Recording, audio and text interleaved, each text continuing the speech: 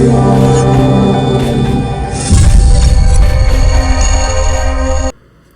I'm Dr. Mark Kovacs, excited to be presenting tennis movement and footwork using a common language. So I want to get started by just sort of describing the concepts behind tennis movement and footwork. I think everyone that's watching has played tennis most of their life, has coached tennis most of their life, and understands the big picture, the macro aspects of what we're trying to accomplish when we are teaching or evaluating tennis movement and footwork. But the reason this presentation I think will be helpful is in my 20 plus years of doing this, working with thousands of coaches, the one big challenge we've always had between communicating between the physical training staff, the medical department, the physical therapists, the tennis coaches, the parents, and the players is using a consistent language around tennis movement and footwork. Everyone, when they say a forehand or a semi-western forehand or a two-handed backhand, they know what we're talking about.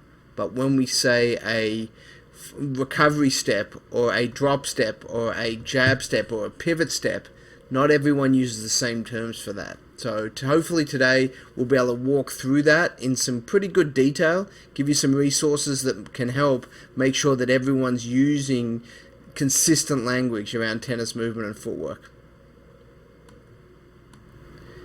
So where this project started was I was involved in an elite coaching course we were doing to about 30 of the best coaches in the world. Everyone in the room had worked with Grand Slam winners, Olympians, top 10 in the world ITF juniors. So it was the best of the best from a coaching standpoint. They'd been around the best players for most of their career, and they were very experienced. The youngest coach in the room was 36 years old. The oldest was 74. So they had significant amount of years in what they were doing. So as we were going through a bunch of different footwork patterns, the discussion was about certain, who moves best to the wide ball, who moves best to the deep ball. And you're seeing, Nadal hit forehands, you're seeing Serena hit backhands, you're seeing different people move on the court. And you hear these coaches, all from all over the world, use different terms to describe the exact same movement. And we had known that. I'd worked in federations for many years with multiple different coaches from different backgrounds, and they'd all use slightly different terms to describe the same movements. But it was really the aha moment at that point that, unfortunately, we don't have consistent language. So, about 4 years ago or so, worked with the International Tennis Performance Association, and we got a group together to sort of evaluate. We spent probably over 100 hours evaluating the top movers in the world and what were the most consistent footwork patterns that they would do, trying to avoid style, focusing on the fundamentals. And we had over about 100 movements that came out of that. And we know that 100 movements is too many for most people to remember, to learn, to comprehend. So we sort of narrowed it down to the ones that showed up at least 5 to 10 times in a match. So these are the movements that we see consistently across male and female players, and putting it into a little over 30 movements that every tennis coach, every physical trainer that works with tennis should know, should understand, and should be aware of. So this is the resource. It's been available for iTPA members for the last few years. So it'll talk a little bit about more where we can get this, where you guys can get this. It's free. It's a free resource from the International Tennis Performance Association.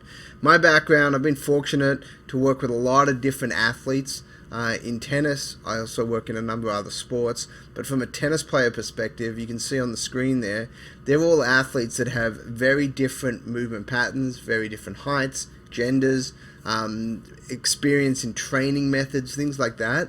But what it allowed for was to really be able to implement what are the most important fundamentals when you're training athletes, and specifically tennis players. My background outside of tennis, some folks may not be aware, worked a lot with other sports, specifically soccer, baseball, spent a lot of time, and now I spend a lot of time in basketball, working with some of the professional athletes in those sports. So it allows me to have a perspective on movement that isn't just tennis-centric. It's a lot of sports, but because of my background and interest, we've got to make movement training specific to the sport. Too many people do generic movement drills, sprinting drills, wall drills, ladder drills, things that don't necessarily translate to tennis movement. I've worked with many great athletes that look phenomenal, and then you put them on a tennis court to get them in positions and they look terrible.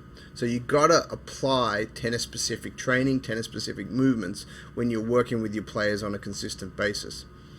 So to recall what makes you fast, stride length is a big part of that. Taking big steps is faster than taking small steps. Taking small steps is probably one of the worst things you can do if you want to move quickly. Not saying you don't need adjusting steps in tennis, but if you want to move quickly, you don't want to take small steps. You need great stability at the ankle, at the knee, and at the hip to be able to transfer those forces well. Stride frequency, how quickly your turnover is. Flexibility and mobility. So flexibility in a functional range of motion is sort of how we describe it. Some people use the term mobility, which is different to flexibility. It's under force or under load, which is really what we want. And then force into the ground. How much force can you generate in the shortest amount of time? And that's what's going to really determine how quick you can be. Movements on court need to be accounted for, meaning that you have to initiate movement in certain parts of the court. You have to know how many seconds per point your player that you're working with generates on an average basis, and usually we break it into thirds. What do their short points look like? What do their medium points look like? And what do their long points look like in time? Where on the court do they run around their backhand to hit forehands a lot? Then you would need to train that athlete very different than someone that predominantly likes to hit backhand cross-court patterns and using that. So training a movement for tennis is very different based on playing style. We spend a lot of different time focused on training the athlete for their playing style, not just training generically. So going back to this tennis movement and footwork workbook that was developed, if you go to the iTPA-tennis.org website, you'll see the pop-up there. Click on that and you'll be able to download this. Again, it goes through all these movements and it provides you photos of them in the specific footwork positions, and then also some terminology around it, just so that everyone is consistent. And it really has made a huge difference for the iTPA folks that have already utilized this over the last 2 or 3 years. It allows the coach to communicate with the physical trainer using the same language, and no one has to explain anything. You just say, hey, I want to get better at the front crossover step, and they know what that is. Or I want to get better with the runaround forehand drop step, and the physical trainer goes to work, knows how to improve that. It makes the coach's job so much easier, because you don't have to show the positions. They have already studied what that is. So again, these are the terms. Some of you guys, I'm sure, use terms that are exactly the same as this and very similar. Some of these terms you may never heard before. But again, there's lateral movements, backward movements, forward movements, recovery movements after different wide and deep balls. There's what do you do after the return of serve, after you make contact, overhead, serve, and volley movements. So every component of a tennis point has a different movement capability to it. So you need to understand that. Great athletes will get there naturally, and you shouldn't have to overteach movement. Anyone that overteaches movement is usually doing the athlete a disservice. We want the drill to force them into a certain position to work on certain types of movements. We don't want to get too technical with that. However, there are positions on the court where an athlete gets into a bad habit, was never taught the right way, never naturally got there, or has some physical limitations that doesn't allow them to do certain things. And at that point, you need to correct them, you need to fix the physical limitations, and you need to put them in the right positions. And the question is, do you know what those right positions are? Hopefully we'll go through some of this and this will help. So again, go to the iTPA-tennis.org website and you can download this entire workbook that you'll see components of it as we go along here. So technical improvements can happen quickly. Physical improvements take time. So what does that mean? Same thing with tennis strokes. You can make a technical adjustment in 10 seconds, in a minute, in 10 reps. But to physically improve an athlete, it takes time. Here's an example of an athlete really good athlete as well. At this age, just around 22 years old, 21, 22. So they've got some physical capabilities, but you can see here, they're sort of struggling with this movement. It's not as easy as it looks, this movement, but notice how hard for them to jump with explosiveness, and it's really tough for them to land with stability. And that's the obvious thing. And this is after some significant amount of training. This is months, not weeks. Notice the difference of how stable they are, even on an unstable surface using the mat. We've moved their center of mass above their head, which makes it even harder. But notice how much better this athlete is. And just want to show that, to show how much time it does take to work on it when you're talking on a physical standpoint. Here's an example in a month, same athlete. So you're seeing the front crossover training, all you're working on is front crossovers. Do they have that ability? And then we see, the difference in a month. So month to month to month, the 3 photos. Notice how much better the athlete looks here from that perspective. And again, consistent training on technique, but there's also quite a lot of strength training that goes on behind this. This athlete was in a blocker training. We were in the gym 5 days a week, lifting heavy, lifting single leg work, lifting double leg work, working specifically on movements. So it's really, really important to understand that this 1 or 2 month improvement that you see here doesn't happen without a lot of work behind the scenes. It's not as easy as just do it. So for example here, here would be an example of some of the lifting that occurred in the month. So you see an improvement there from that standpoint as well, just from a weight perspective. So all these things occur with a foundation of training. So really important. But before we get to that, we also spend a lot of time on landing. So you got to really make sure your athletes know how to land before we focus too much on acceleration. So here's an example of 3 progressions that we go through. One is just dropping, landing, jumping. Can they do that?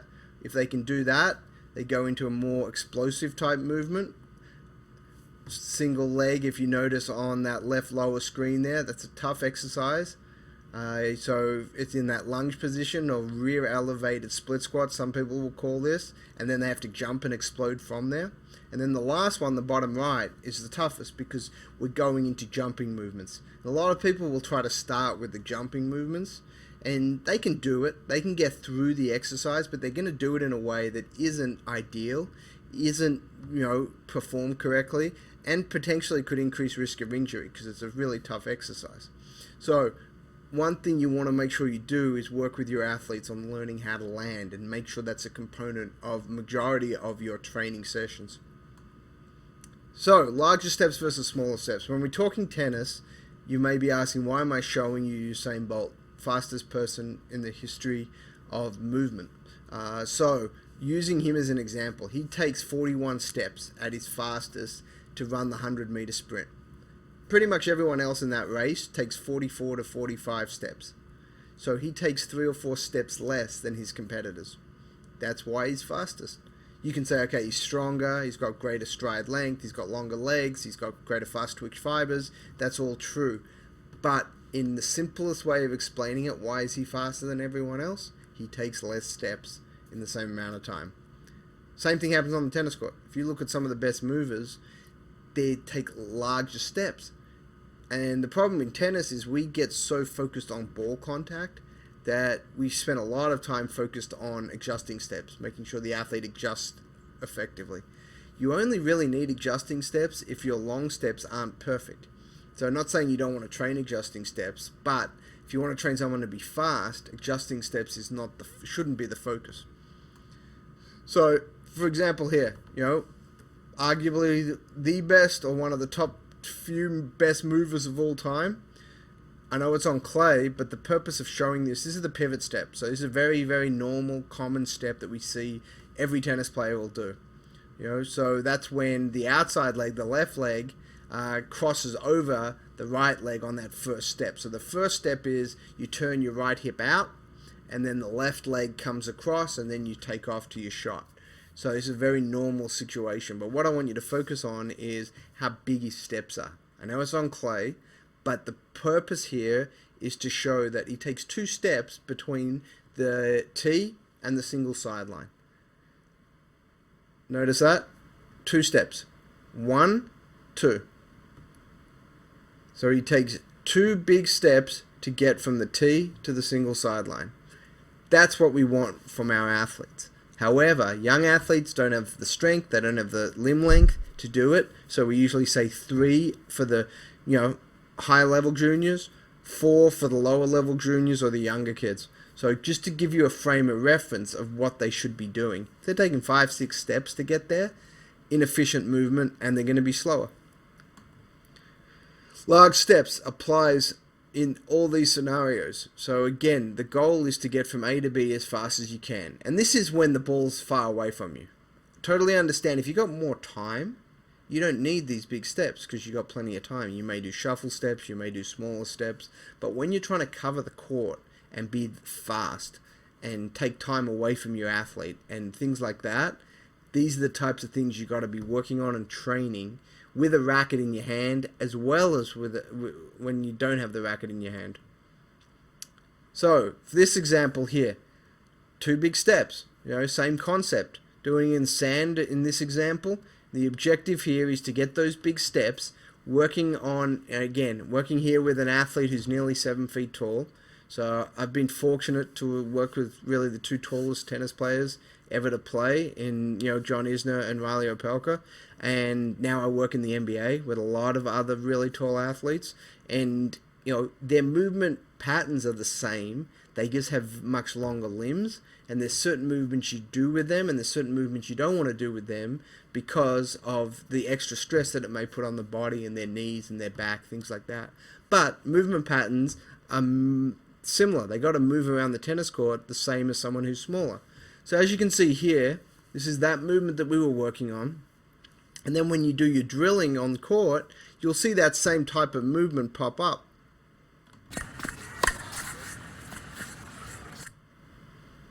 So you can kind of see here, similar type movement. Working on that deep ball, we're trying to load the outside leg, trying to get across there to make that happen. So again, the objective here really is to mimic your training to the demands of the sport and make sure that you're optimizing your time. If you're not optimizing your time, you're wasting the athlete's time, you're wasting the coach's time. You have to do everything in the gym, in the weight room, on the court, in the sand, on the track, on the field, that has a specific purpose to make your tennis athlete better. So here's a different drill, which is a shadow drill. Most of you will use a version of this. But again, notice the emphasis on steps, on getting big first step, big last step, to make sure the athlete can load the outside leg. So again, and then you go for the shadow to get comfortable, and then notice you put the ball in, and you want them to try to replicate, hopefully, as close as possible to those big step concepts. Notice how he's got time between shots. That's done on purpose, so he can shuffle back, get in set, and then go. So the objective here is to simulate about the right speed of what you may see in a point. If you do it too fast, which is what happens with a lot of people that hand feed, is it's not replicating the speed of what you may see on the court. So really important to try to replicate some of that. So from a training standpoint, if we want to train that outside leg from a movement standpoint, this is a drill we use a lot, where you sort of have that stable leg. In this example, the right leg doesn't move, it just pivots. Notice how that right hip turns. So the right hip turns, but the left leg, you open the hip, you turn the foot out, and you load the glutes and the leg. If your athletes want to hit well on that outside leg, you've got to load that hip. You've got to be in that position effectively, because that then allows you options. And that's what tennis is all about. Do you have more options than your opponent? Can you load that outside leg? Can you hit off the back leg? Can you transfer into the front leg for a close stance stroke? Can you hit high balls off that? What options do you have? And being able to be strong through here, this helps on a number of movements and positions on the tennis court. Same thing here. Trying to get a big fella to get low and push off that back leg is not easy. We all know that. But again, does a great job of utilizing that to get low, trying to get through that hip, trying to drop down, trying to be able to use that back leg. As the game gets faster, as the players you're playing get better, you have less time. This shot becomes more important. Not saying we want to hit this shot all the time, but you do have to be able to hit that shot pretty regularly off your second serve return many times. Great servers like Riley usually doesn't get a return like that, but he will get that in a rally position a lot, and you want to get low and get those hips down. So working through that from a movement standpoint makes a huge difference. Hip and shoulder movement. So from this example, we're trying to take the racket out of their hand and work on hip position. That's why the upper body we're trying to take out. You're trying to just focus on the hips. Load that outside leg, transition on the recovery step. Notice how similar this position is to the two previous videos that we were working on, trying to get deep into that hip, trying to load into that hip, trying to make sure the athlete can get in the right position and then come out of it. Really important that those things happen. So from a power perspective, we've got a couple things going on here. Notice here, again, outside leg load. This whole series has been focused on an outside leg load, because if you can get your athletes to have great stability in that outside leg, it allows you to then train from that position. You can do anything from there. You can stay on that outside leg and hit full open stance. You can load up on that outside leg and hit a semi-open stance. You can load up on that leg and hit a square stance or even a closed stance.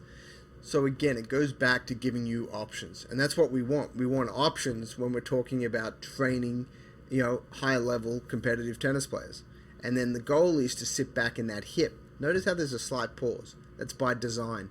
So the goal of this drill, we call this the pause drill, because we want to pause for about half a second right there. Notice how you basically stop. What you're doing there is you're storing energy, loading, and then having to re-accelerate rather than doing it all at once like a real stroke, because that forces you to decelerate, stabilize, and then re-accelerate.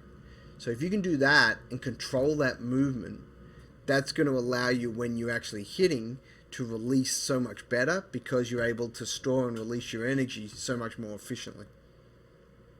So here's a series then. If we're using the medicine ball example, notice here how we're going deep. Notice how this is, instead of pausing, you're going deep and you're getting a big hip and shoulder turn and then releasing it, flinging it hard and fast. And again, different drills with the medicine ball for different purposes.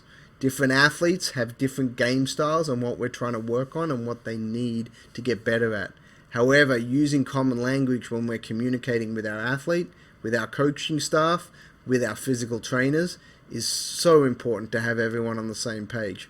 So wanted to show you a series of drills that can work on some of those things, but having the language correct is so important. For example here, the mogul step. This is directly from the information in this workbook. Is, you see it on this scenario when they get out wide here. So this was a pivot step to go in off the split there, and then on that outside leg you get those angles. So the shin angle, the knee angle, the ankle position, all on that outside leg is so important. Great athletes will do this position naturally. You don't want to overcoach this, but you do want to understand this position. This position really makes the difference in great tennis movers, good tennis movers, and average tennis movers. Everyone says we got to get in and out of the corners quicker. We get stuck in the corners. We don't have any strength when we have to hit a wide ball. We're off balance. That's all because of lack of stability and lack of strength through this position right here. So training the mogul step is so important, and understanding how to train it is the big factor. We've got to get that lateral stability, lateral power, because a lot of this is coming out. Going in is one thing, that's deceleration, being able to decelerate into the corner, but then re-accelerating out requires strength and realistically power. Ground forces, so how much force can you put into the ground as quickly as possible is the definition of power in this example. And so that right leg is decelerating you. The left leg is actually re-accelerating. Look here. Right leg decelerates, left leg re-accelerates. So really important to recognize that from that perspective. So do you know your positions? Do you know where to load? Do you know the important situations and the joint angles that it should be? So again, go to that resource. It'll give you all these in picture format exactly like this. So you can see the step counts. You can see where the positions are. Here again, Novak doing the same situation right there. So again, it's very standard position. The best players do this better than just about everyone else. So here we've got the recovery step. So right on here, notice you're going here. This is a bit different because you're hitting, recovering inside the court. So again, the goal here is to get your angles right and then to go straight into that front crossover on the recovery. The goal on this one isn't the same as the previous two. The previous two, you had less time pressure, meaning that the athlete was being stretched pretty much to their limit. Here, the athlete's not being stretched to their limit. They're in more of an offensive position. They're looking to take this ball as a winner down the line or to hit it really hard, either down the line or cross court, to set themselves up for either a volley if they move forward or a real easy next shot. But the goal here and what we were working on was specifically loading and getting back fast. So hit and recover. Notice how well this is done from a standpoint of the recovery. Landing on that right leg, turning that hip in as it comes back. And notice how fast that movement is done. And that's training. I mean, known Maddie and worked with Maddie since she was 12 years old. And she's worked on that for years, trying to continually get better at that position. Because especially with players that have power games, meaning they hit the ball harder than just about everyone else they play, they sometimes forget about footwork because they don't need it as much because they're in better positions and they can out-hit a lot of players.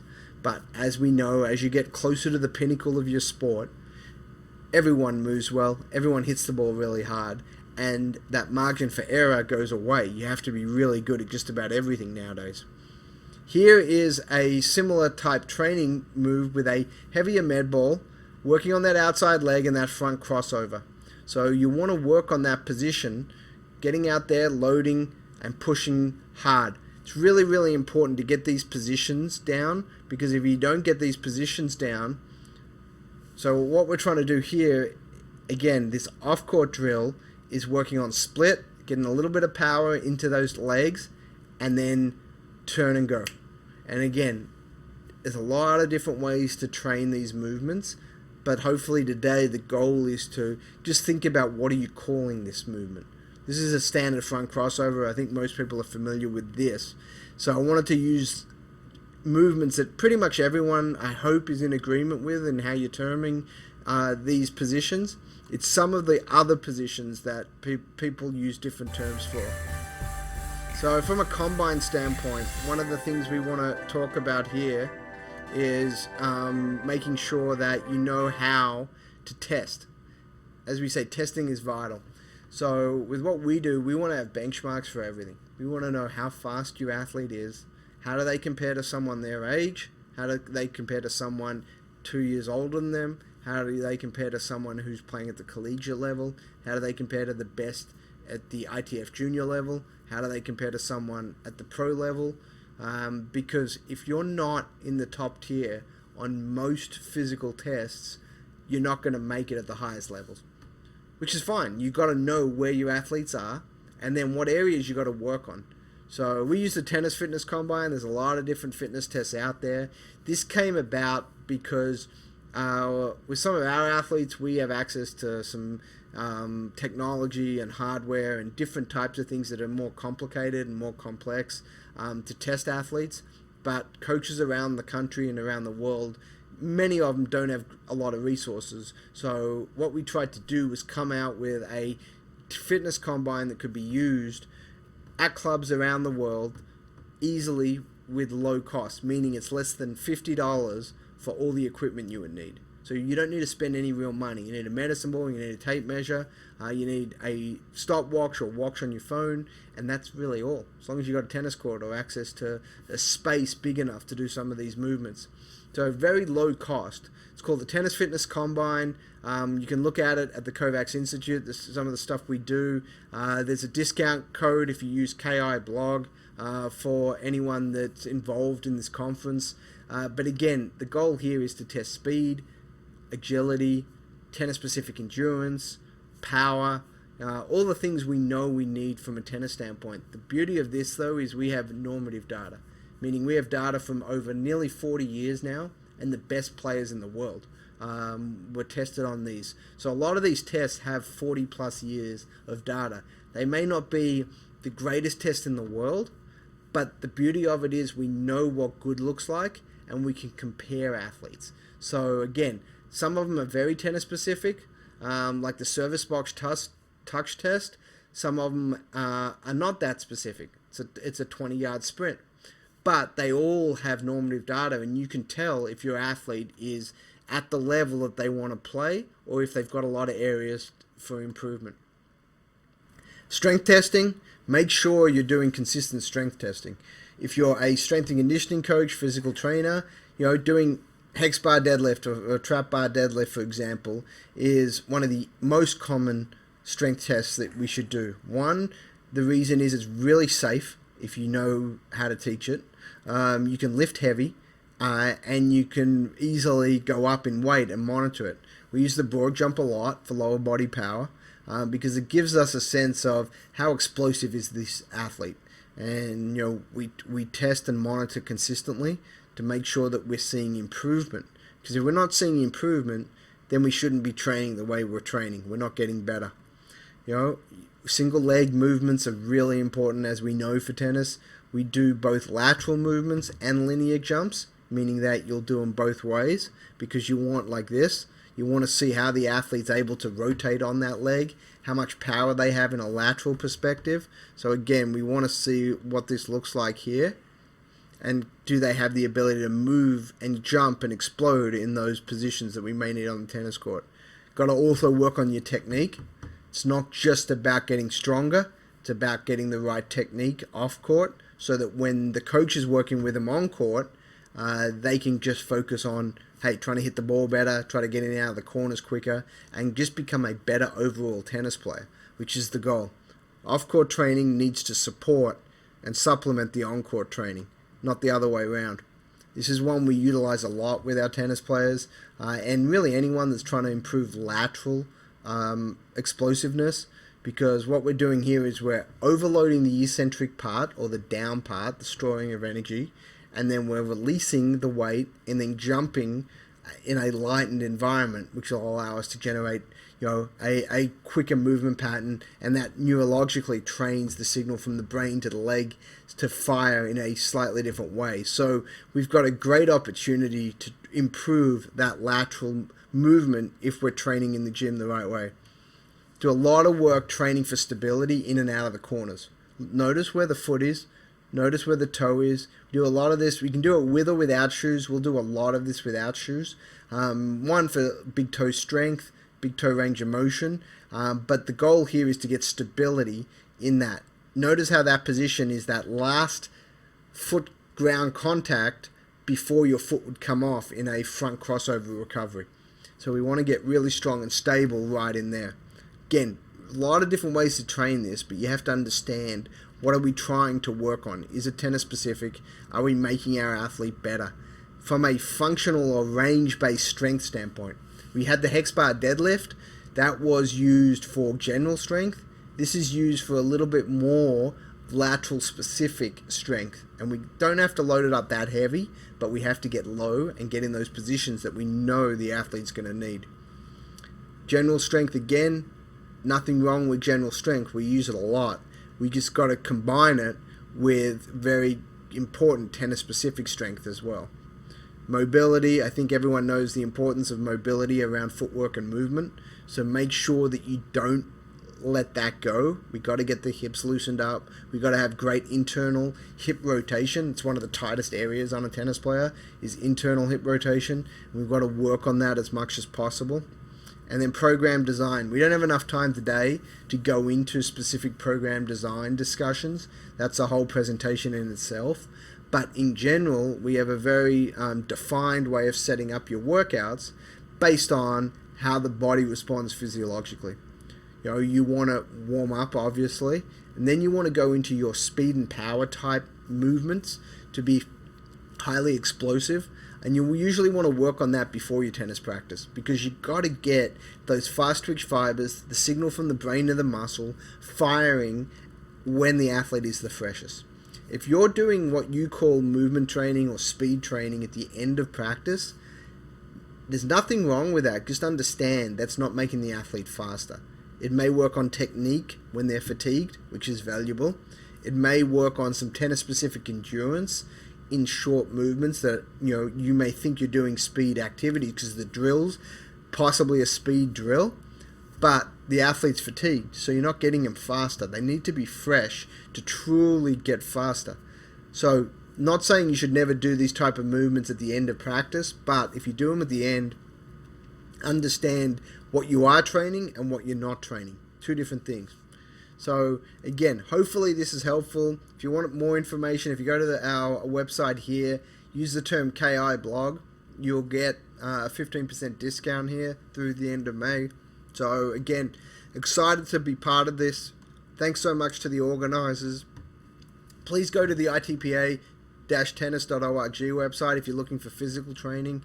There's a lot of information there, a lot of great education, the TPT and the CTPS education programs. So look forward to keeping in contact. Reach out anytime if I can ever be of assistance. And thanks again.